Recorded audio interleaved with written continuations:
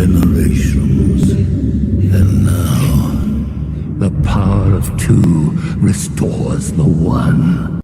We got a bidet.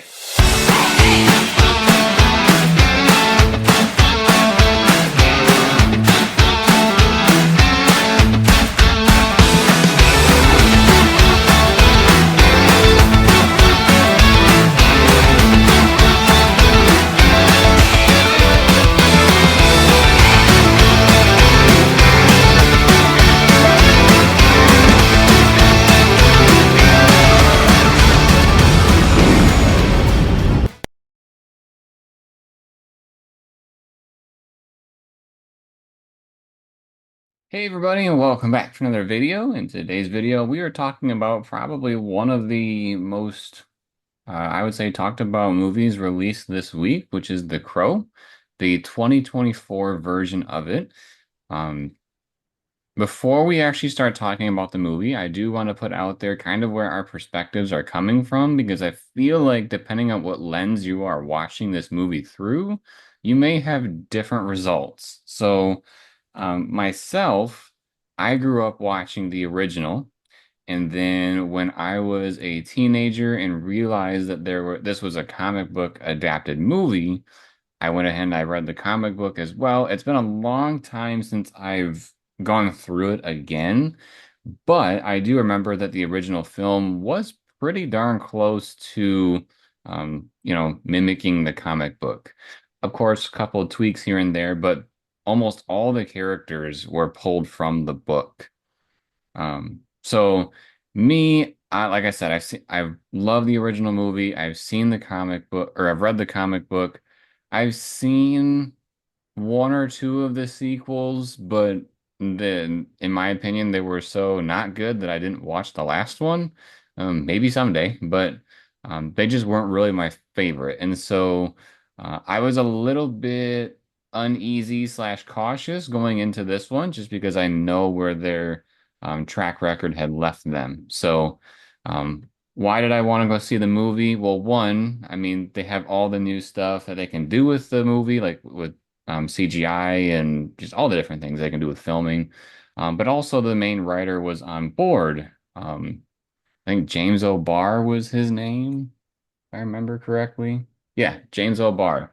So he's the original writer of the book, and I believe he was part of the first original film being made, and he was part of this one. So I was kind of wondering if this was going to be a movie where, he reflected on what he did in the past, and he was kind of wondering what could I do in the modern setting, and so that's what pulled me into this movie. So, Sarah, do you want to kind of give your little background going into the movie? Yeah, so I've seen the original, The Crow. Not so much as grew up with it, more as just when Jeremy and I started dating. That was one of the movies that was big for him. So it was one of the movies we watched together so I could check it out. I thought it was a good movie, but it wasn't like I don't have the nostalgia to that movie that Jeremy has. I think that's probably the best way to put it is to me it was just kind of like an average good movie, not necessarily something that I crave to watch over and over again. Um, and that being said, I haven't seen any of the sequels. I haven't read the comic book. It's not something that is necessarily near and dear to my heart. Um, I do feel bad for the main actor, just because of what happened to him and stuff, and that's probably the biggest reason why I like watching that movie is just to kind of admire or honor his work. Um, Even though I don't really know him, but that's about the extent of my Crow background knowledge. And if you happen to watch The Office, The Crow is Dwight's favorite movie. So that kind of gives you a little perspective of where the movie falls within things. But so just kind of recapping, where I'm coming from is I know where this has been, where did they go? And I would probably say Sarah was more open-minded than I was, because I mean you probably couldn't name a lot of the characters from the original, per se. I mean, If we hadn't just rewatched the original like 2, 3 days ago, I wouldn't know any of their names. right. So All right, so we spent enough time establishing where we're coming from. That way, you guys know kind of where the perspectives are coming from. So, what did I think of the movie? Well, I thought it was interesting. It's definitely a different angle for the storytelling of The Crow. I would say some of the surface details of what is from the original is here, but there's a lot of things that were left out, but there was also things that were added in. So it's kind of a mix of things, right? Of I don't want to, spoil too much right here. But there's a lot of things that are different from the original film and the original book. That includes characters. I'm pretty sure just about none of the characters from the original are in this one. And what's interesting is our main characters are named Eric and Shelley, which are the names from the original, but I'm pretty sure we never hear their last name. Like we never hear him called Eric Draven or Shelley Draven. So Ellie Webster, because they never got oh, married. that's right. So we never hear those things. So they take liberty with using some of the names to kind of make it feel like the original stuff, but they do their own thing with it. So I thought that was interesting. I do think they took a long time to start getting into the crow type stuff. In the original film, they jumped right into it, like right away. And in this film, prob I should look up how long the other one was because maybe that's kind of the added piece here. But This one is 10 minutes longer. No, 10 9 minutes? minutes longer. 9 9? minutes. hmm Okay, well, yeah. They're both rated R. 9 minutes So longer, 20 years apart for release date. so here's something I'll put out there, and it's still a non-spoiler. They do focus a lot more in present time talking about their relationship, whereas the original was conveyed a lot in flashbacks. And then also in this movie, um, the the amount of time that we spend with Eric doing the things that the Crow does with the bad guys, I think is substantially smaller and less unique than the original. Um, Maybe I should start just talking about the movie and not comparing it so much because maybe that's what's pulling me down. But I feel like if you have seen the original, you're wanting to know this information. So It's there's interesting that you say those things are pulling you down because those things are what really pulled me up for this movie. I liked having those differences. I liked in the original they just say at some point they say that they were supposed to be married the next day, whereas with this one we take a little bit of time to build what the relationship is, or where they're at with their relationship. And while the crow type vengeance or revenge is different in this and functionality and execution. Uh, I kind of liked this one a little bit more. It's not to say that the original was bad. It's just it's a different style. I don't know. Trying to avoid spoilers here, but I thought it was a I liked the different approach. yeah. One thing that I will say that I think is not considered a spoiler because it's more or less in the original film. Um, One of the things I really didn't like about this I should just say Eric, not Eric Draven. The thing I didn't like about this Eric is I felt like he didn't have as much charisma as the Crow, whereas when Brandon Lee was playing Eric Draven, his character had a lot of quirkiness to him. Like, for instance, when he walked into, I forget which one, it was the guy that was doing like the morphine with Darla. He walks in and he's like telling this joke about, Jesus and put me up for the night and stuff. And he when he's talking to the guy at the pawn shop. He's, hanging upside down from the roof and telling jokes. And he's reciting the Raven poem from Edgar Allan Poe. So I felt like there was a lot of more cool character elements to the original Crow, whereas this one, it was just basically, bad things happen to him, and this new Eric is learning about more things about what's wrong with Shelley and just trying to get revenge as opposed to um, being himself a bit during the process. It's kind of hard to explain. Um, I guess I'll just wait for the rest of it and spoilers, so we can talk more about that. The characters of Eric, his backstory seems to be a lot different, like from a personality level.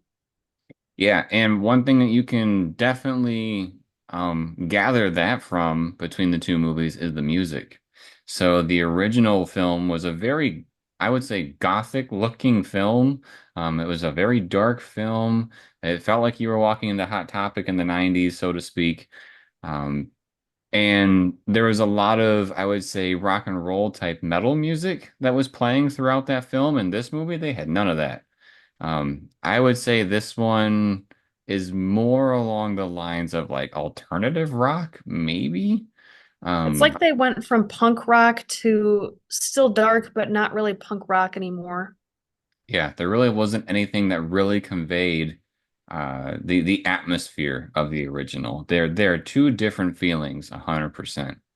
But I think that also goes along with the idea that in this new movie, it's not just that he, gets these crow powers, but we see from the preview that he even goes to like the realm of the crows and he's kind of learning about, what it means to be having this stuff going on. So, they're very, very different in that sense. Whereas the original, he was basically learning everything as it happened.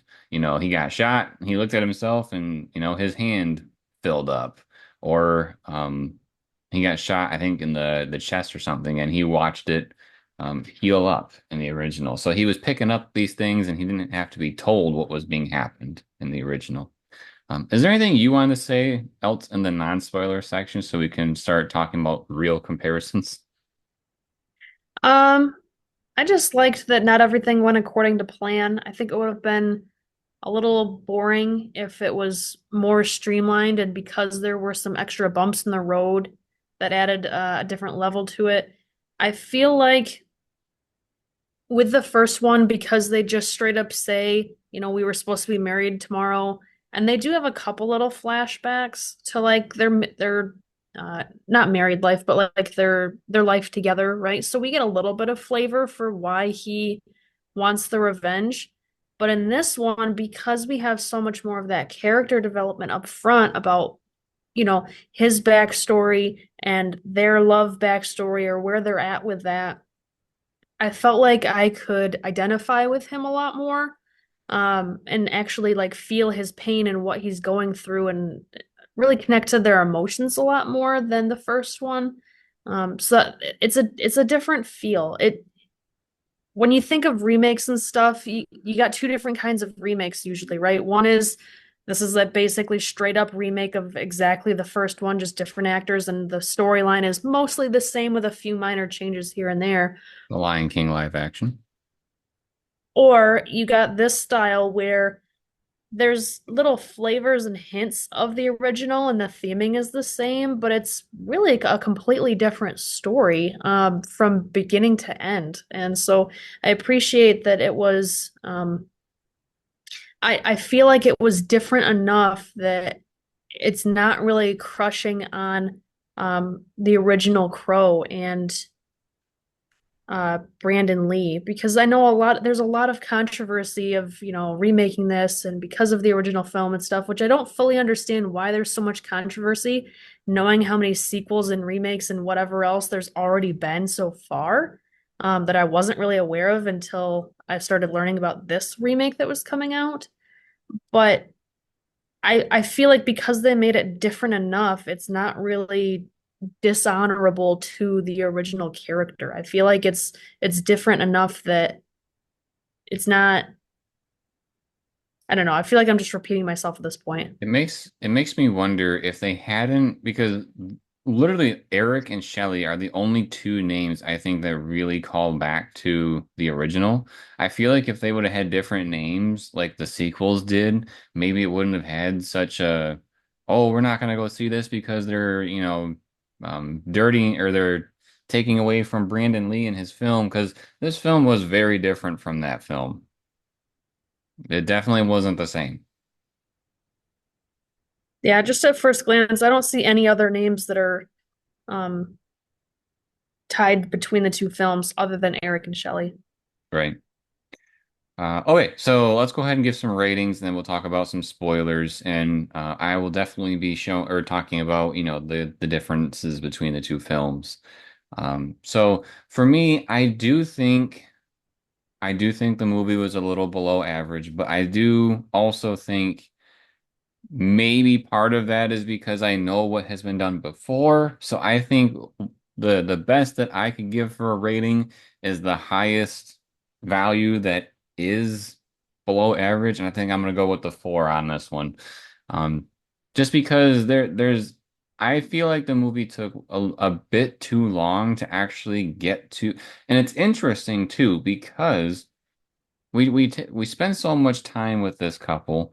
Granted, I don't really know how long they were together. I very much feel like this was kind of like we knew each other for a week or two, and now he's, trying to get some sort of revenge on a honeymoon phase of their relationship. But there's something going on there where we spend so much time with them, and then once he becomes the crow, he even has more flashbacks about what happened with Shelley. And I almost feel like they should have stuck to that approach as opposed to spending so much time with them, because I think it would have got the movie going a little bit faster.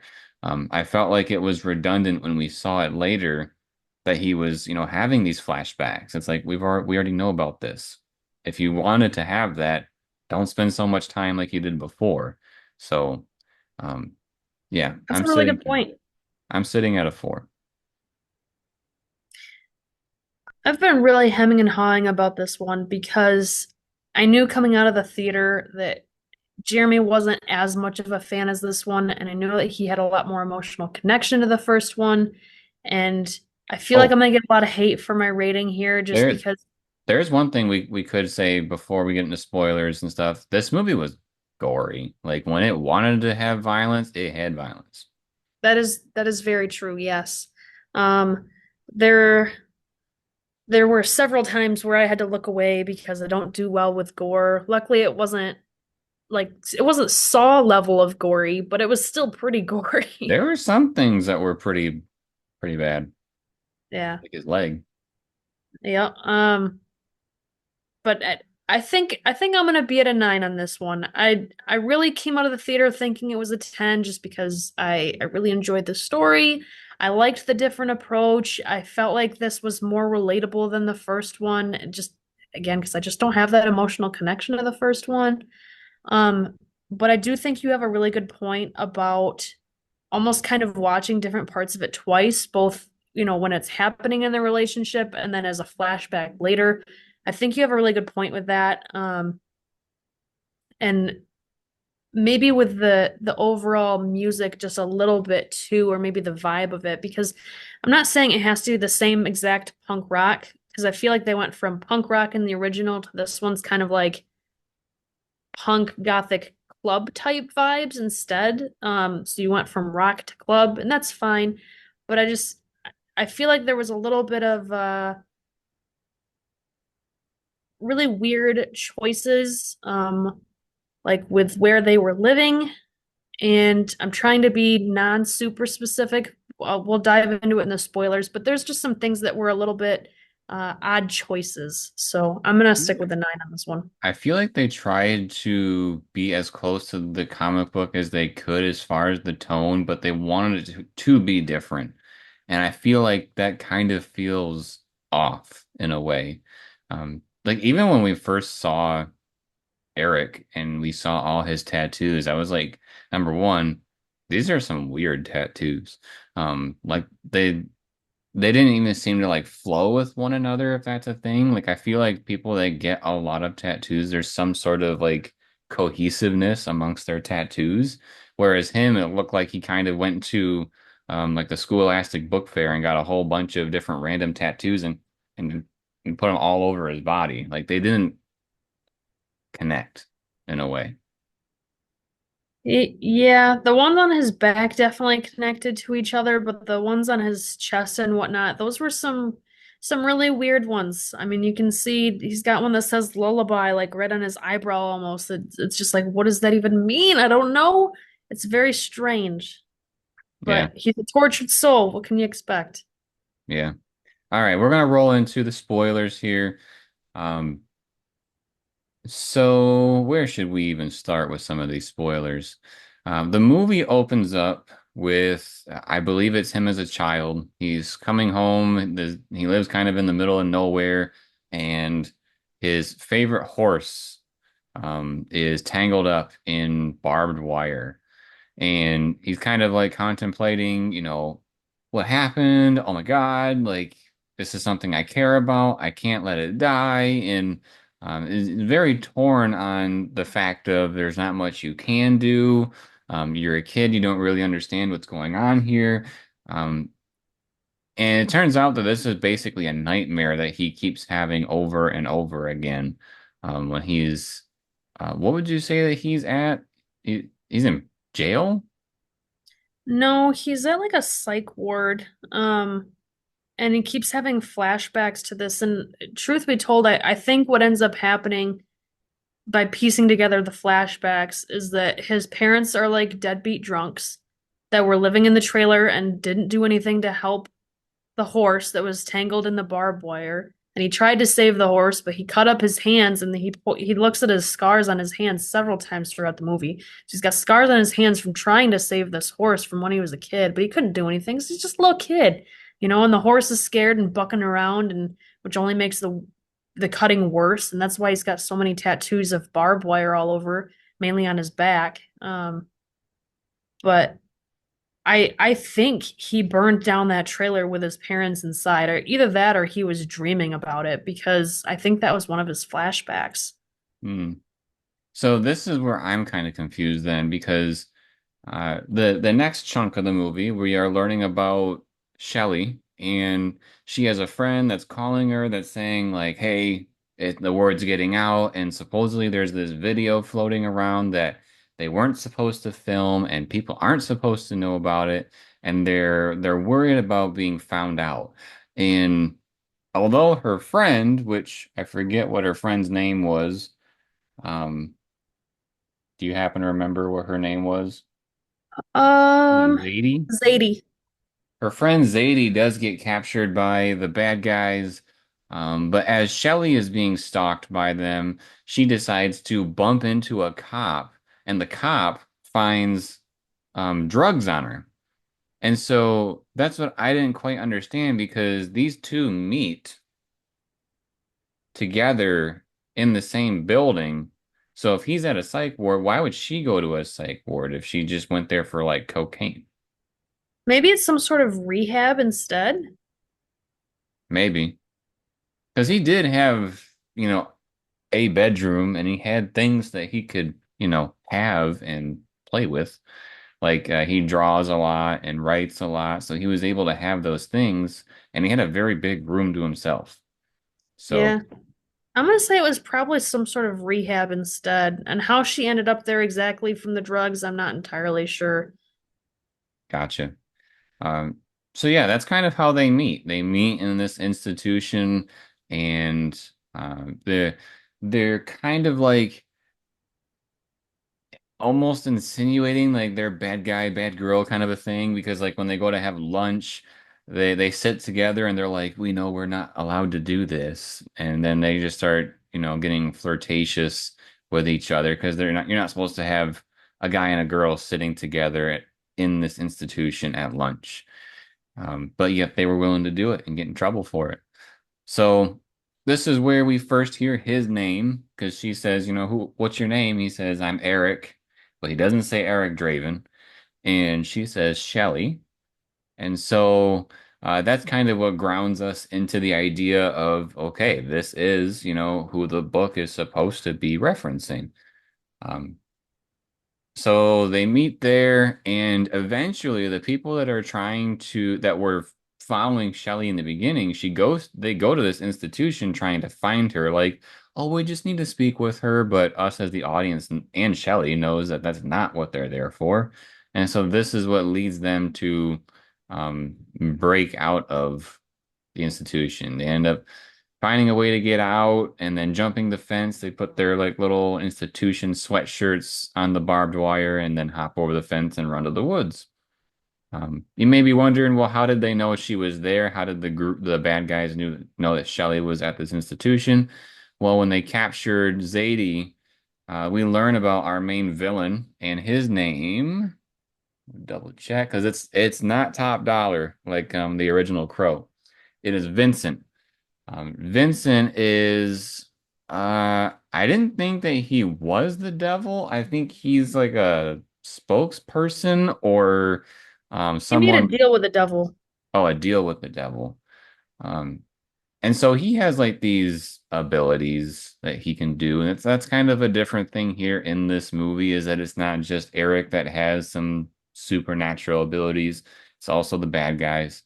And that Vincent, he's trying to find out from Zadie where Shelley could be. And he was like, well, you wouldn't tell me even if you knew, would you? And, she's all freaking out. And he does this weird thing. And I really didn't vibe with me in the movie, but he like gets all close to their ear.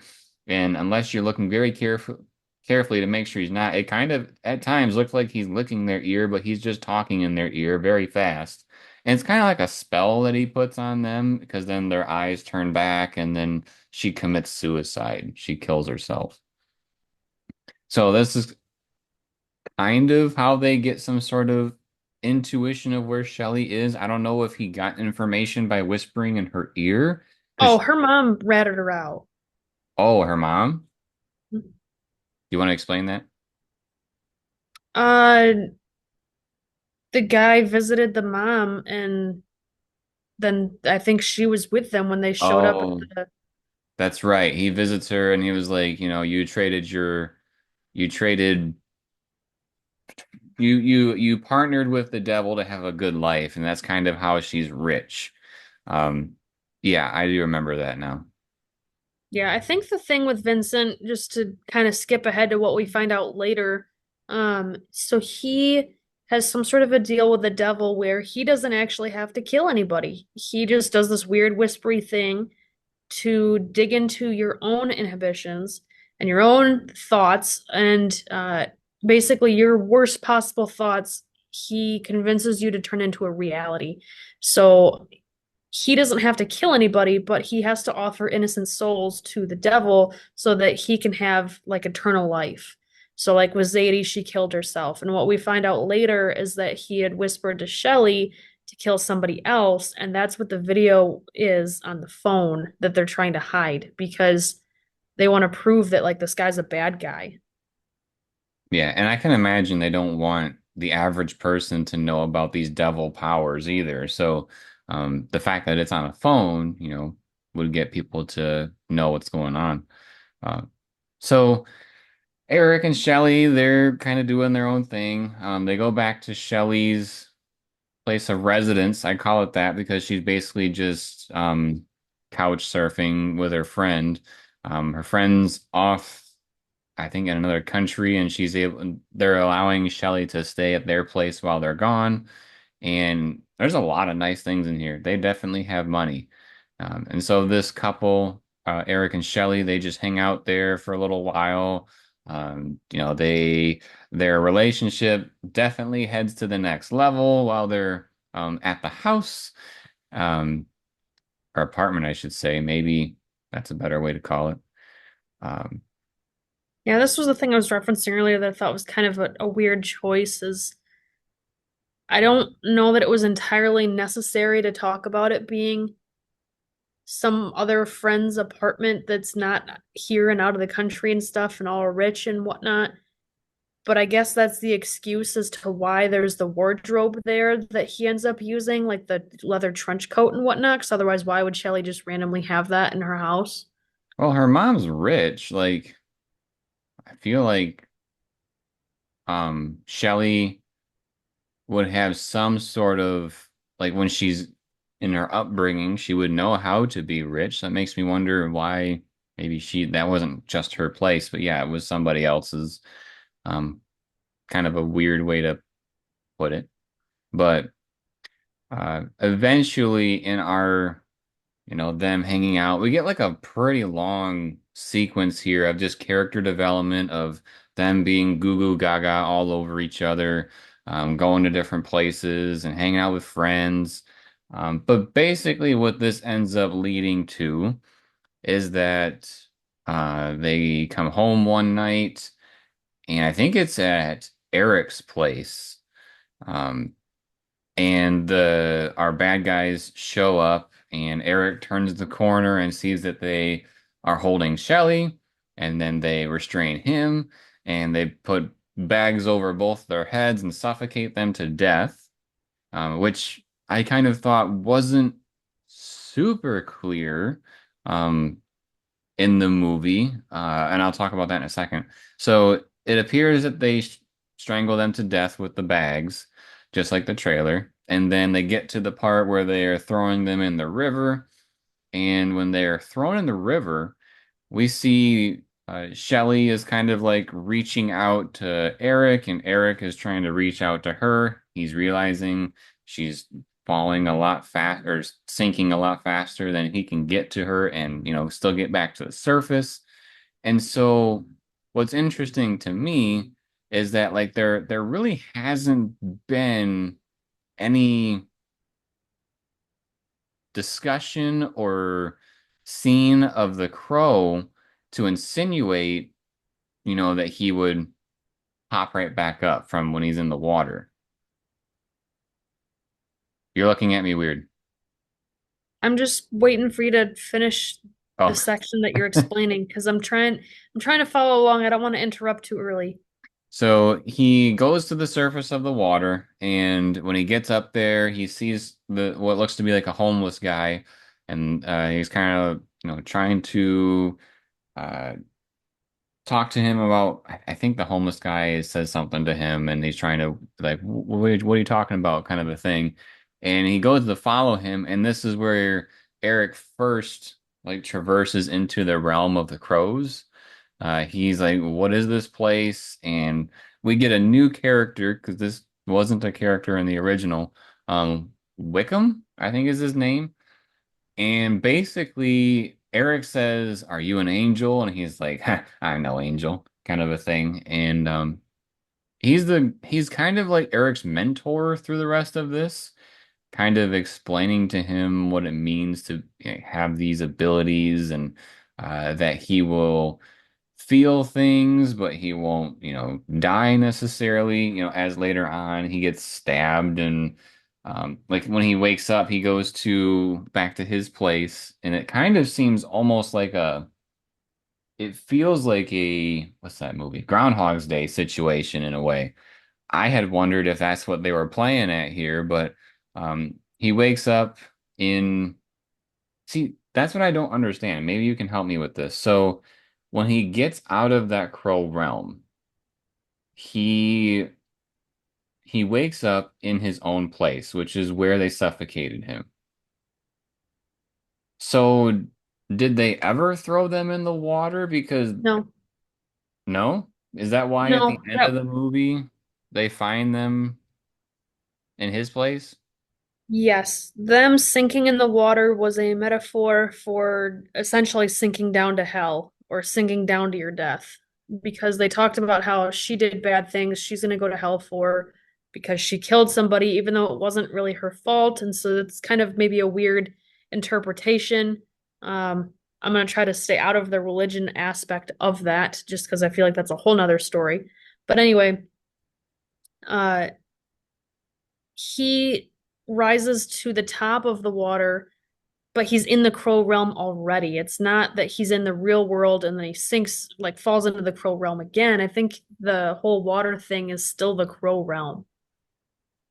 Gotcha. See, I was confused at that in the movie at first because I was like, well, wait a minute, did he just never die? What's going on here? Well, Um, and it probably doesn't help that they found Zadie's body in the river earlier in the movie. So right, it kind of seems like they're also being found in the river, but I think it's separate.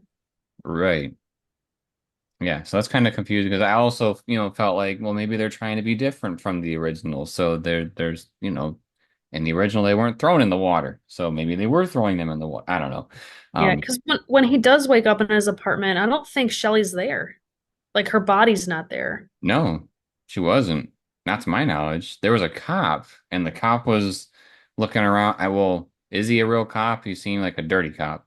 I think he's a dirty cop. So he was looking around Eric's place, in my opinion, trying to look at a way to cover things up. Well, And he was on the phone with Marion, which is the like hoity-toity rich blonde lady who is Vincent's puppet for all intents and purposes. She's basically, like a technically. manager level below him. But she had told this dirty cop to find the cell phone, trying to find Shelly's cell phone. So that's what he was there for. Yeah, and then this is where Eric first realizes that something's different about him because he starts fighting with this dude, and I think he stabs Eric a couple of times, maybe even shoots him. I think it's just I stabs. think it's that he got shot. Oh, I thought it was a stab because it was like a pretty long cut. Anyways, um, I don't remember anymore. they tussle. Eric ends up killing him, and then this is where us as the audience sees his abilities to heal. Because maybe it was both, because there's like bullet holes in his back, I think, that heal up. But also, and this is where it was really kind of grotesque, is that I think he was stabbed in the stomach because we see his intestines like hanging out and he's trying to like push it back in as it's healing. And I was like, oh, they went there, kind of a Yeah. thing. And I think that was only foreshadowing for how far they were going to go later. yeah, I think we skipped over why he came back to the real realm. Like we said he came back to the real realm, but I don't think we covered really why he Well, came back. he's I don't think at this part in the movie is he's wanting to trade himself. Isn't that like later in the movie where he's like That myself to is Shelly? later. So right now it's that, as long as your love for Shelley is pure, Oh yeah. you can avenge your guys' deaths and you have to kill everybody that was part of killing you guys. So basically you got to kill all the bad guys. And then that can bring you both back. Which that's one of the weird things I felt about the movie. So, in the original, it was just kind of a thing. Like, they killed me and my fiance the night before our wedding. I'm just gonna go out there and take care of them. It wasn't, oh, someone's telling me, well, if you guys want to both come back, you got to go and, kill all those people. I felt like it was over explained in a way in this movie for him to go and do something like that. Um, but also, what was the other thing? Oh yeah, the again, your love has to be pure. Again, I feel like based on the amount of time we spent with them, I don't think they were together super long. And so the idea of a pure love with somebody you might have been with for like a week or two, potentially, it felt like that. That didn't quite vibe with me. In the original, that would because they were engaged to be married, but in this one, I wasn't 100% on board with believing that. I think that's why they spent so much time covering his backstory because he didn't feel like his parents loved him or cared about him. He didn't he lost his horse as a young boy and wasn't able to save him. He's in this mental hospital or where rehab, whatever it is that he's in, that all the other people kind of pick on him and he's super quiet and doesn't really talk to anybody. He doesn't have any friends. He seems like he's so alone, and then he finally has somebody who, is able to interact with him and smile with him and talk to him and, make him laugh and stuff. And like, it's almost like he's feeling like somebody cares about him. for the first time. And from a psychology point of view, it's very easy to get super attached super fast if you've been without any kind of love or like, even just friendship for that long to, the second somebody shows what seems to be, kind of like a pure interest or they seem, really nice and stuff, it's only natural for him to get attached to her really quickly. So that's why I don't think that I didn't see that same issue that you had. Gotcha. So I think this is kind of where we start to get into, him trying to seek out these people and, getting his revenge on all the different people. Um, I think the first one was the guy in the car, wasn't it? Yeah. So, okay, so if you've seen the original, the guy, the one that he takes care of that's in a car was, in my opinion, pretty unique, right? In the original, he takes the guy, he duct tapes him to the car seat, he uh,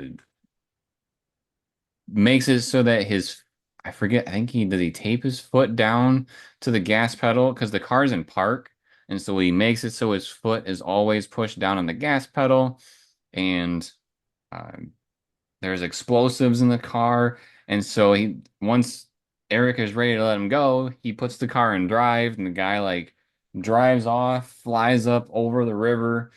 He lights a match and lights the fuel on the ground, and the car explodes. Like it was a huge thing. And in this movie, it Well, was that wasn't his first one, but yes. it wasn't. But I'm just saying, like, if we're comparing some of these apples to apples, um, even if you want to compare the first one, we can even talk about that. But so here in this movie, he gets in the back seat of the car. The guy's like an Uber driver or something like that. That's what he looks like. And Eric, he had gotten a gun from, was it Shelly's friend, the tattoo artist? He was like, I think "Hey, so. I'm gonna kill these people. I need a gun." And so he takes the I, gun. I think that was one of Eric's friends, but yes. Oh, I thought it was Shelly's friend. But anyways, so he's in the back of the car. He's holding the gun up to the back of the car seat because the driver, the guy that he's there to kill, he's trying to find out from him where are the other people. And the guy is not going to give him the information. He's going to try to kill him. I think he even references like we killed you kind of a thing. Like he recognizes who Eric is, which is a thing that happened in the original as well. They started to pick up on, oh my God, this is somebody that we killed. What's going on here? And Something that's kind of weird, I guess, between the two films is in the original, the the coming back as the crow is a year later, whereas yep, this is kind of like overnight or instantaneous. I would say instantaneous. It was pretty quick. Um, and especially with the connection to the end of the film, but we'll get there. So they have a little tussle in the back of the car, and basically Eric just pulls the trigger. I think he's even a little surprised himself that he did it, because he shoots the driver and kills him. And I don't think maybe he's never heard a gunshot before because his ears ring like crazy. Um, but Well, he he probably grabs wasn't expecting the sound to be that loud either, but he was in a closed car. Like all the doors were closed. Right. He grabs the guy's cell phone and finds out that the people were gonna meet at that address where he was at, and so he waits a little bit, and I think it's the woman in her group. Um, they come driving by and they notice him. They're like, "Oh crap!" And so he jumps Well, they're on. they're all on their way to Dom's house, which was another one of Shelly's friends. He was the one who actually took the video, and somehow he took the video and sent it to Shelly, but he himself doesn't have a copy of it. It's on Shelly's phone. That was kind of weird. So you're saying that this was a scene that I was a little confused about where we were. So you're saying that from when he killed the guy in the car, he went somewhere to the meetup? Not yet. He saw that the text said to meet at 440, whatever the street was. And then And then they came around the because corner. he was at the Rogue building and he went there because that's where Shelly's badge said that she worked. or she had a badge for there somehow, right? So he had gone to the Rogue building, which is Vincent's last name, so it's Vincent's building. That's why everybody's there already, because I think it was Vincent or somebody else was picking up Marion there to go to Dom's house. And so since he saw the lady get in that car, he got out of the car where he just killed somebody and went over to try and get Marion and whoever else was in that car. And in that whole tussle, he winds up getting thrown out of the car and somehow is able to make it to that 440 address to talk to Dom before Marion and her crew. So he talks to Dom about, like, hey, I saw you in the club the other day. You were trying to tell Shelly to get out. What's going on here? Oh, I think Tell his me, name's tell me what's Dorm. going on. Hmm? Dorm, not Dom. Oh, it's Dorm? Yeah, there's no Dom on the list. Oh, I thought his name was Dom. Okay. So that was my Sorry, I confusion. just saw somebody's credited as being punk inmate and large inmate. That's what was kind of confusing to me about this transition is I felt like he basically gets out of the car and sees them coming around the corner and then jumps at their car. It's because the car stopped to pick up Marion. Wait, the one that he was already in? No, he was in a car with the dude he just killed. A Yep, different SUV pulled up to the Rogue building. That's Vincent's last name, right? It's where Shelley had a badge for. That's yep. why he went there in the first place. And Marion gets out of the building and gets into that other SUV. And we're right next to that place? Yes. Okay, there we go. Now it We makes more haven't sense. we haven't gone to where Dorm's house is yet. That's what the Right, text said was to go to that other address. right. So, Eric sees them, recognizes some of these baddies.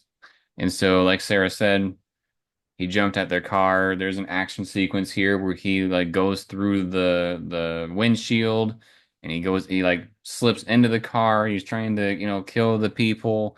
But basically what this ends up uh going to is that they throw him out of the car and we get a pretty graphic thing here because he gets smacked a couple of times, as he's tumbling. He And gets I run think over. yeah, and I think his like bone is sticking out of his leg, and so we see him get up and walking on it a couple of times, and he like snaps it back into his leg, and it if you can't handle gore, that's definitely one of those that was pretty up there for the film. Um, but so you're saying he goes to Dorm's place next? Yep. Because that's where the text message said to go. And thinking back on it, I think it said to be there in 2 hours. So that's how he was able to beat them there because he was just going there ahead of time, whereas they weren't going to be there for 2 hours. That was a different text. That was a different text. That was when he went to go meet what's it, the tattoo artist guy in his apartment and they like um I don't know if he double crossed him and like had the people come and meet him like he drew them out or what because it seemed pretty coincidental that they were there at the same time. But this is where Eric there's like three or four of them that come to try to take him out because they want to take him to Vincent. And from their cell phone, because he's like sitting on the dude's couch when he reads that, and he smokes a cigarette when he's waiting for the 2 hours. I don't know. I feel like what you're saying is very confusing. I'm a little lost. But we're at dorms because we haven't gotten there yet. And he basically talks to him about how, get yourself out because we couldn't. So at least save yourself. They're on their way here. So he saves them. And then he finds Shelly's phone. At some point, he goes to Shelly's funeral too, doesn't he? Because that's where he meets the mom.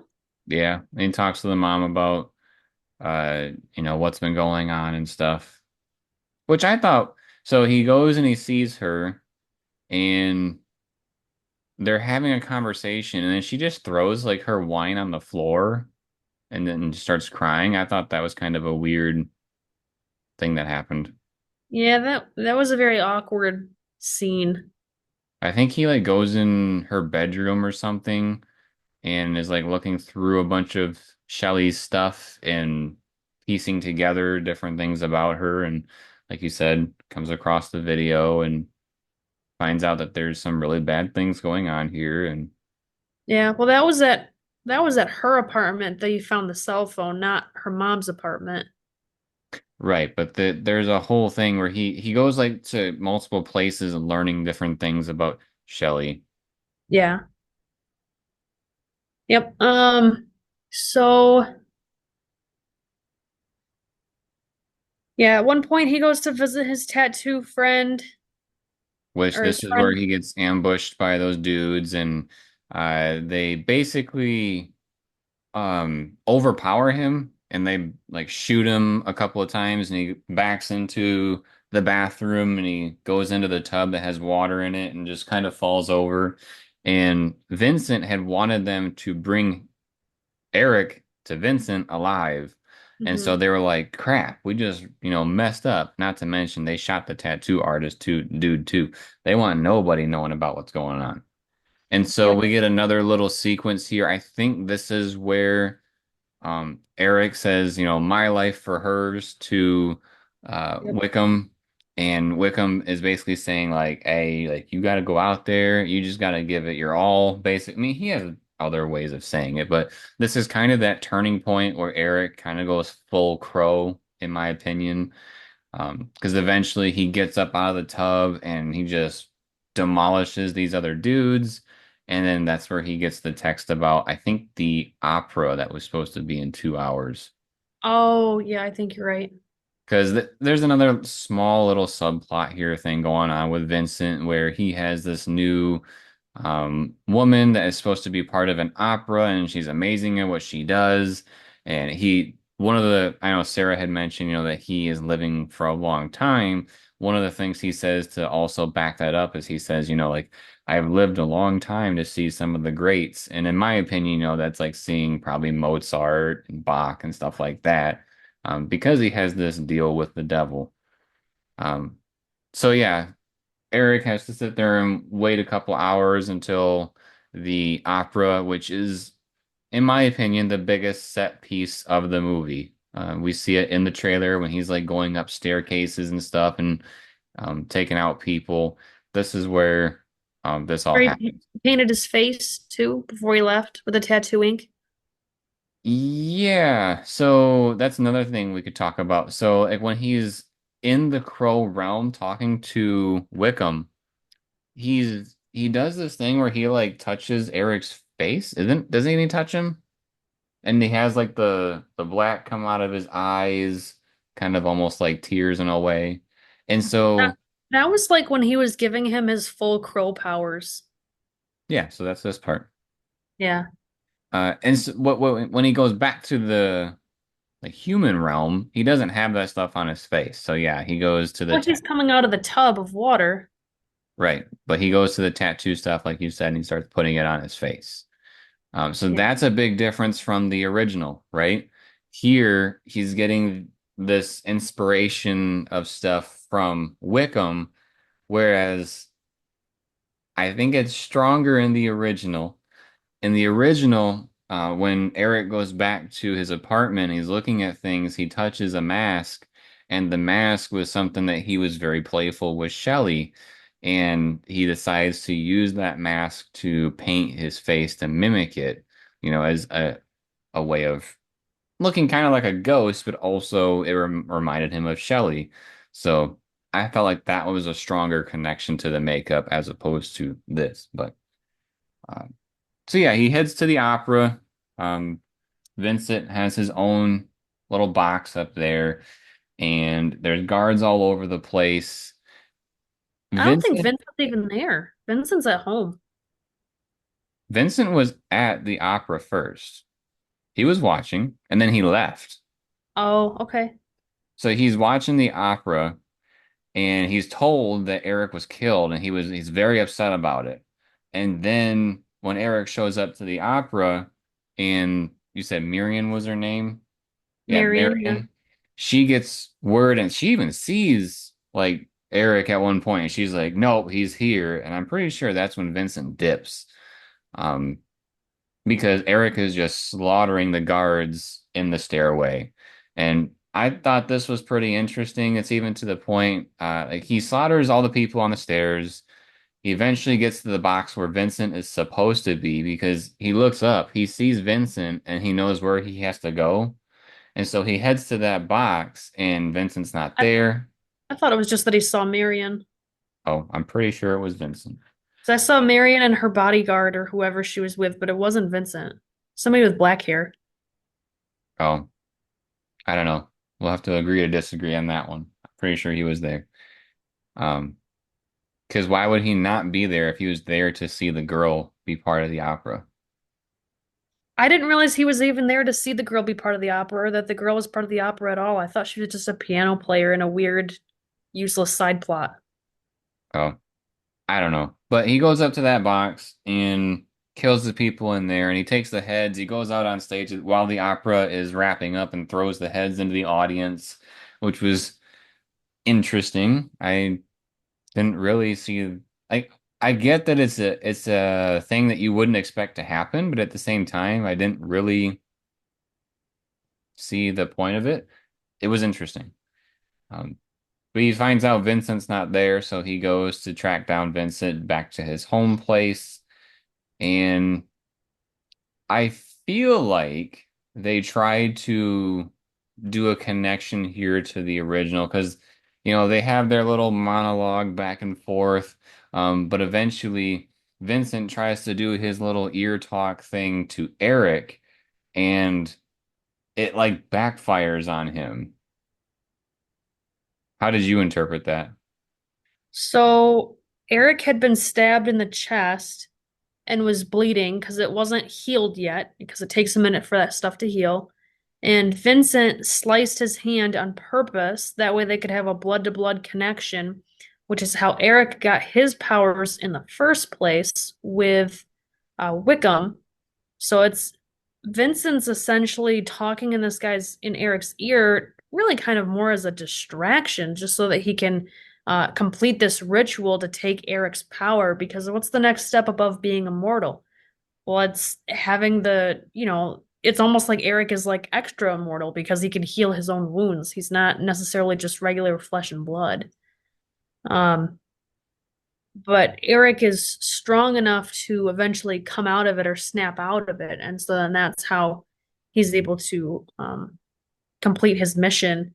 And he jumps out of the wind or pushes Vincent and himself out of it's almost like a mirror of walls, but then on the other side is just like the outside. So it's almost like it was like a one-way window where it looked like a mirror, but they jumped out of it and they were falling from like a really high story building. And so that's why they fall into the crow realm. Yeah, they slip into the Crow realm, which Eric basically, I don't know if he calls on them or he just witnesses it, but basically, Vincent is taken down by these like monstrous looking arms, tentacle type things, and then he's, taken away and he's, I think, sent to hell basically. And Shelly gets released from the Yep. bottom of that ocean floor with those arms. They all let go of her, so she floats up into the Yep. crow realm. Yep. Shelly, she's brought back to life. We see she wakes up in Eric's place and he's not waking up. But it's interesting. See, this is something I also didn't quite understand because one of the things that she has like a tattoo that Eric likes. It says something like what was it? Laugh now, cry later. And it's the opera masks, one laughing, one crying. And then didn't he say like mine is like crying out or he had a different way that he said it. He, so he noticed this when they were at the rehab center, and he said, "Oh, for me, it'd probably be cry now, cry later." And we, in one of our flashbacks later in the, that was in the very early part of the movie. One of the flashbacks later in the movie, they show the tattoo friend giving him the tattoo of cry now, cry later. but they get interrupted. I don't remember what it is that interrupts them, but he doesn't get to finish the tattoo. So it says cry now, cry, and then that's it. So when the tattoo friend gets killed, along with the other bad guys in that apartment, Eric finishes the tattoo, so you can see it looks really amateur for the cry later part because he's not a tattoo artist. And then that's when he paints his face with the rest of the ink. So when she wakes up, didn't she see the cry later on his arm? Yes. So that's why I don't 100% understand how this is working because I think it's essentially that he was able to stop time to complete all of that stuff, and then she woke up as if no time had passed, even though he finished whatever that mission was. right. I'm sorry, there's awkward silence because I'm just thinking like I really don't like that. I like the I like the original way that it was handled, but so okay, so now that we've kind of talked about what happened with the movie, because that's basically the end of the movie. Um, Yep. There was one other thing that I'd like to mention that we kind of there wasn't really a good time to talk about it because it's kind of a minor detail, but something that I thought was kind of cute that I picked up on. So after they escaped from the rehab center or whatever that was, and they were on the bridge and they were talking about, if I were to jump, would you jump? Do you think angsty teens would build a shrine for us? And I don't remember what he said they'd put there, but she goes, no, it'd be white lilies. And she's like super insistent on it for whatever reason. I guess she just must really like white lilies. So when he comes back from the crow realm is trying at the opera house part of it, and that whole scene is done. So he's done at the opera house, right? He sees a bouquet of white lilies, and so he takes them to that bridge, like as if he's building a shrine for her. All he's doing is leaving the flowers. He's not doing a whole shrine. But they're white lilies, and so I thought that was kind of a nice full circle little moment. yeah, I actually didn't pick up on that when I was watching it. Sarah explained it to me afterwards, but I do think that is a nice connection that they make between the beginning and the end. Um, one of the things that I want to talk about to kind of reinforce, where I was coming from with the original and then watching this and how I felt the original was a little more unique. Were there any of these characters, any of the bad guys that really stood out to you that were like unique to who they were? Um, I mean, not necessarily, I guess, other than Vincent's power. So that's one of the things I want to emphasize. So Vincent, the actor for Vincent, Danny Houston, I think, or Huston is how you pronounce his last name. I think he's an amazing actor. He's in a lot of things that I've seen. I think he's in Captain America. He's in American Horror Story. Um, he I really like him. And when I saw that he was playing the main bad guy, I thought, wow, this is going to be great because the original, the main bad guy, he had some great monologues. Like he had some really interesting perspectives and thoughts that he would say. And I just kind of felt like Vincent's character wasn't written in a way where he could elevate that. And so, although he had this extra, if you take that power away, and you put him on the same level as the guy from the original, I feel like his character really isn't that special. And that's unfortunate because there isn't anything that he said that I thought that was thought-provoking or was a little bit different about himself aside from that extra power. Do you remember Um, any examples of why you like the original bad guy? Because he just didn't seem like anything special to me. I don't know if it's just because I don't remember anything. There's nothing memorable to me with him other than the fact that he had long hair. Like I don't remember anything that he said being extra special. I'd have to look up some of the quotes. Um, That's okay. I didn't know if it was something uh that you remembered by chance. I mean, while I look up some of that stuff, um, I mean, here's one that kind of puts some of his uh, I would say not cocky, confidence on display. When he's talking to some of, I think one of his goons or something, he says greed is for amateurs, disorder, chaos, anarchy. Now that's fun. Like it makes him look crazy in a way because he's supposed to be.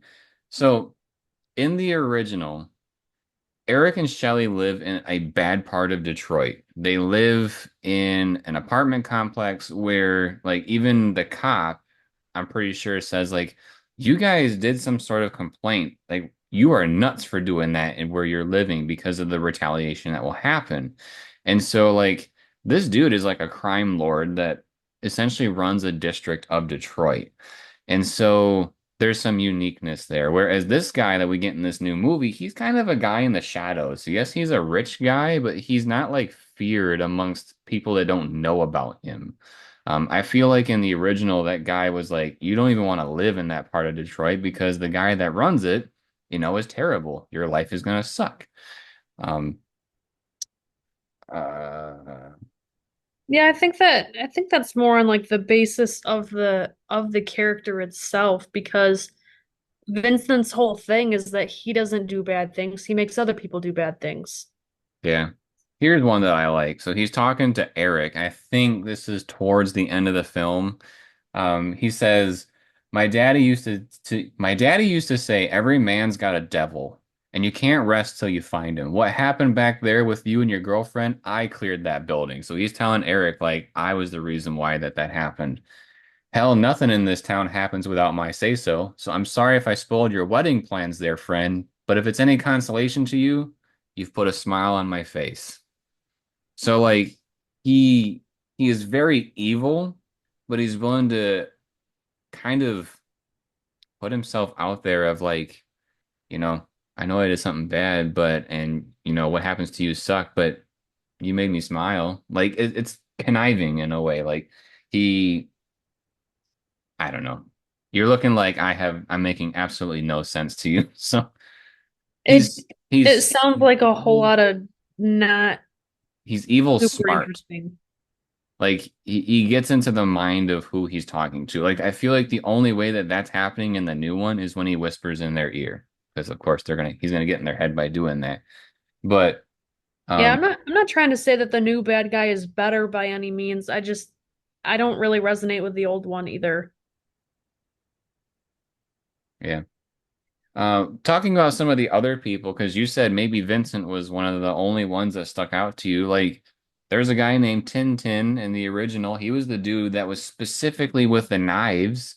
So, like, he, had that special ability. Well, not special ability, but he was like an expert at knife throwing. So that was really cool. Um, what were some of the other names? So Tintin was the first guy. Top Dollar was the main bad guy.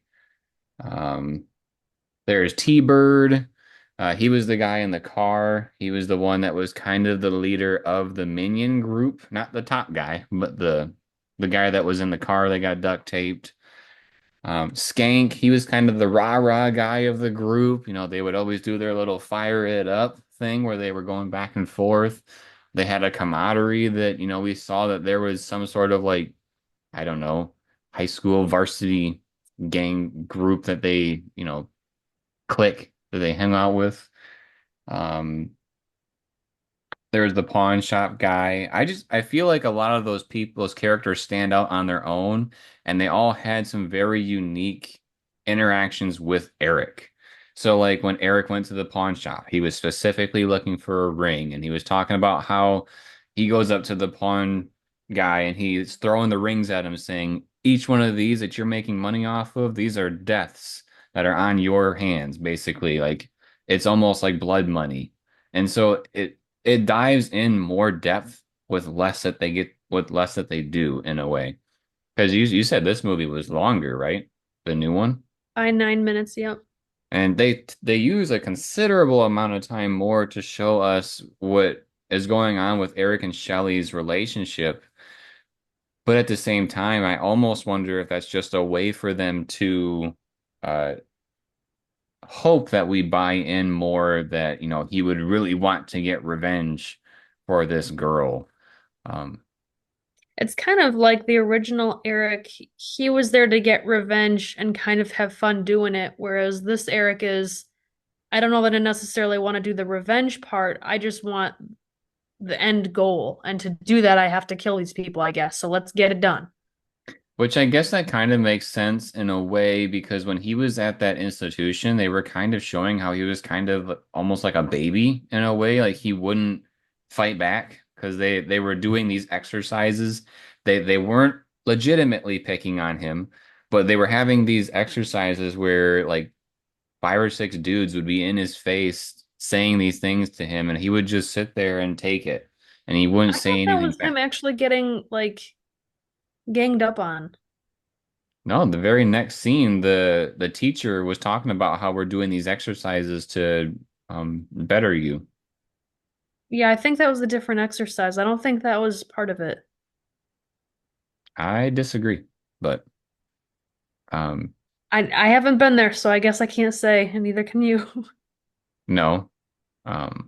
But anyways, that's just kind of why I think the original was better. Um I feel like there was more uniqueness to what was happening. I think what was unique to the new film was exploring this idea like more of within the realm of the crow and the fact that other people can have abilities too, like Vincent. Some of the stuff that they did not explore in this new one, like in the old one, Eric thought he was invincible, right? Until something happened to the crow that was following him. And so once that crow got messed with, he was no longer immortal and he could actually die. Whereas in this one, the crow basically just kind of flies around in the background a lot.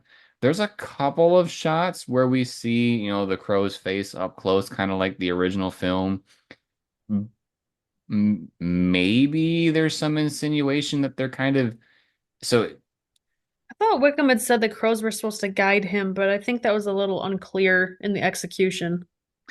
right, because in the original there was kind of like this crow vision in a way where Eric can like connect to the crow and see. That's kind of how he was guided. The crow would like when the crow went to what was that dude? Not gonna lie, I Fun thought Eric was the crow in the first one. when the crow itself went to Fun Boy's apartment and then Eric followed right behind. It was kind of like pointing out, hey, this is one of your next people in a way.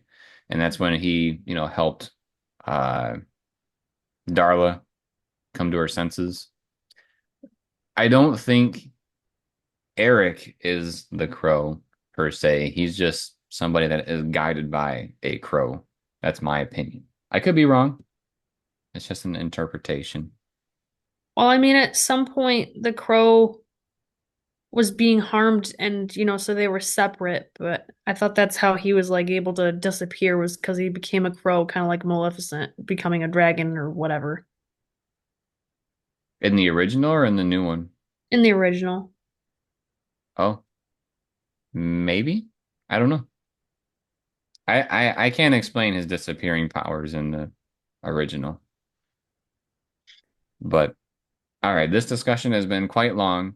I will say I can appreciate what they tried to do. It is very different from the original, and it's so small, but I think it would have helped if they wouldn't have called them Eric and Shelley.